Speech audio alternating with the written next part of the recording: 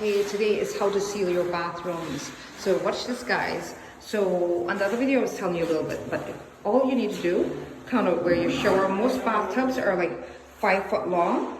I would just say it's standard size. And then most people just, here is a shower where you can't see because it's turned black. So you go a couple like 8 inches above the shower. So seal, ooh, there goes the rain outside. Seal around your whole bathtub with this. You use like an aqua seal or any type of water. It's easy to paint on, really easy to paint on. Some people use mesh, mine is cement, so I just put it right on. I did like $160 for a 5 gallon. So this is what this is, all water sealer to seal your, because even though I did cement board, I still applied the water sealer. Sorry the guys is tiling in the background. And I did also gird the, okay, here's what we call gird, right? We got these from the tiling store. It comes in sheets about $40 for a sheet. And we took all the corners, put this, and then put those in the corners. And then of course you put, I don't remember the name of the stuff the guy used to stick it on, like almost like a tin set. Sorry, the name can't come to me now, and the noise is going to start in a few minutes. So I want to finish this. So even in addition to the cement board, to make sure that no water was coming in, because the kitchen backs onto this. But you know, we have sheetrock here. That's obviously cheaper. That's like probably $21 a sheet. These are like $36 a sheet of cement board. But you don't want 10-15 years from now you have no problem. So you might as well spend the money now, because you can't pull off tile and all this stuff. So spend the money now to last you hopefully forever, that you have no problem of. So again, we use the cement board, that's one. 2, we use the gird in the corners, all the joints. Applied it with a sort of, I can't remember the name now, almost like a tin set, stick it in there.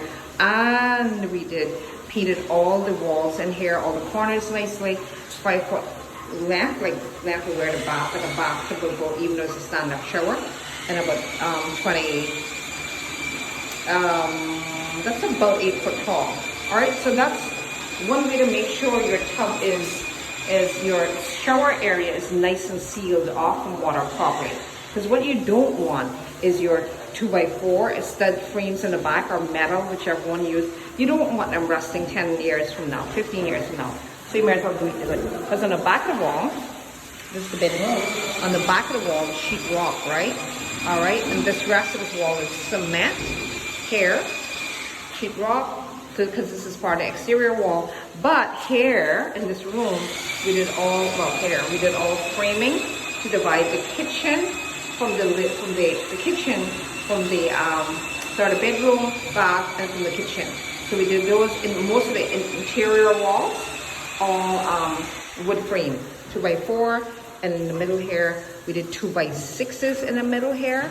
All the inner walls pretty much 2x4 pressure treated wood, but this wall here we did 2x6 because there's a beam coming across here, and you want to make sure it was structurally nice and sound.